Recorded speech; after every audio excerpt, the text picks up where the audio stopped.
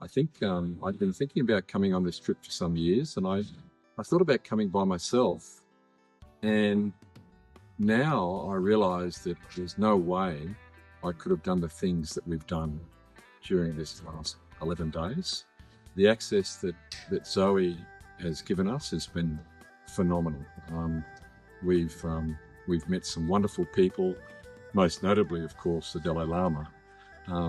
But even more than that, the stories that we've been hearing of escape into India, the stories have just blown me away.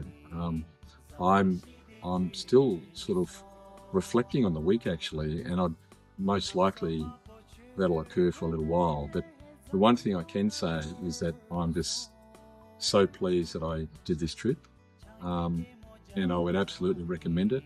If you're thinking about it, just do it. The accommodation here has been wonderful. Dharamsala is a beautiful little town, and I think it was the access, to so many wonderful people doing such great work, and at times it's thankless work, and it's sort of made me think and realise that maybe I need to do a little bit more to tell the story of Tibet, about their history, about their culture, and about their need to be free. So, yeah, just sign up, get on board.